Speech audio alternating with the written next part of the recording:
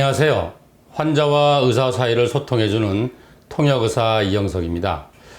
오늘 이 시간에는 식이요법을 하는 사람들의 가장 큰 고민 중에 하나죠. 저 맛있는 고기, 저 단백질 많이 먹어야 돼? 아니면 먹으면 안 돼? 이 고민들 많이 하실 겁니다. 여기에 대해서 말씀드리도록 하겠습니다. 그 소금을 많이 먹지 말라고 그랬잖아요. 소금이 나쁘다는 얘기가 아니죠. 소금이 없으면 우리는 죽습니다. 살 수가 없어요. 많이 먹지 말라는 얘기, 지나치게 먹지 말라는 얘기죠. 단백질도 마찬가지 얘기, 나쁜 게 아니에요.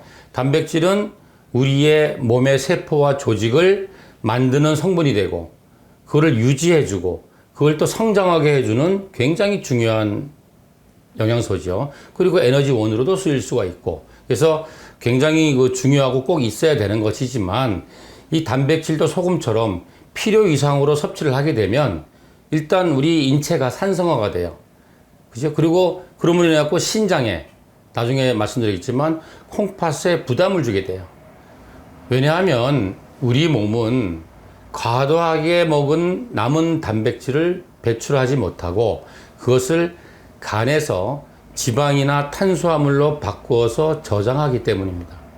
지나치게 먹은 단백질, 그죠? 과하게 먹은 단백질이 우리 몸에 어떻게 해로움을 주느냐에 대해서 알아보겠는데, 우선 단백질의 분자 구조를 보면 거기에 질소가 붙어 있는 부분이 있어요. 그걸 아민이라고 하는데, 이것은 요소로 대사가 되어서 신장을 통해서 배출이 되는데, 요소는 아시다시피 이게 독성 물질이잖아요.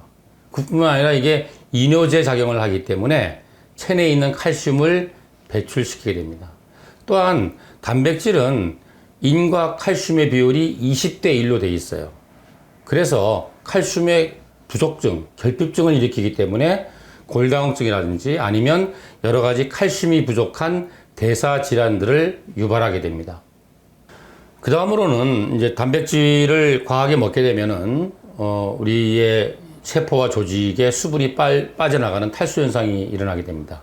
그래서 노화가 일어나게 되고 또 퇴행성 변화가 일어나게 되고 질병이 진행하게 되는 거죠. 그래서 우리가 보면은 우리 인류가 이제 아버지의 정자와 엄마의 난자가 만나서 이제 태아가 됐을 때에는 거의 다 물이에요. 99%가 물이에요. 그러다가 이제 태어났을 때는 물이 많다가 성인이 되면 이제 물이 뭐 한 30에서 50% 되다가 점점 나이가 들고 노화가 되면서 전체 수분량이 줄게 되고 사망해서 시간이 지나면 빼짝 말해서 수분이 없어지는 거죠. 그래서 다시 말하자면 우리가 노화가 된다, 퇴행성 변화가 일어난다는 것은 인체 조직에 수분이 빠져나간다는 얘기예요. 그래서 피부에 수분이 없어지니까 탄력이 떨어지고 쭈글쭈글해지고 주름이 지는 거고, 뭐 허리 디스크도 디스크가 젤리 같은 성분인데 이게 나이가 들면서 수분이 빠져나가면서 딱딱해지니까 깨지게 돼서 디스크가 튀어나온다든지 신경을 눌러서 아프게 되는 거죠. 또 혈관도 점점 뻣뻣해지면서 그래서 동맥경화가 되면서 뭐 고혈압이 된다든지 심근경색이 되는 거죠. 이런 문제가 있는데 이거는 우리가 모든 사람이 이렇게 눈으로 볼 수 있어요. 예를 들자면 육식을 주로 하는 서양인들과 채식 위주의 식습관을 가진 동양인들을 보시면 알 수 있을 거예요. 이 서양인들이 동양인에 비해서 훨씬 빨리 피부 노화가 일어납니다. 그거 많이 아시죠, 그죠? 그리고 동양인에 비해서 심장이나 혈관 질환이 월등히 많습니다. 이것도 육식을 많이 해서, 즉 동물성 단백질을 많이 먹어서 그렇다. 뭐 이런 건 뭐 논문이 엄청나게 많죠.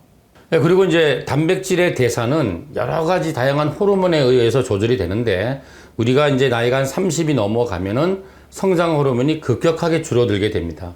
그래서 나이가 들어서는 단백질을 많이 먹는다고 해서 이게 근육이 늘지 않아요. 그래서 이 젊은 사람과 나이 드는 사람이 똑같이 우리가 웨이트링을 해도 이 근육의 벌크가 커지는 게 차이가 나는 것도 이러한 이유입니다.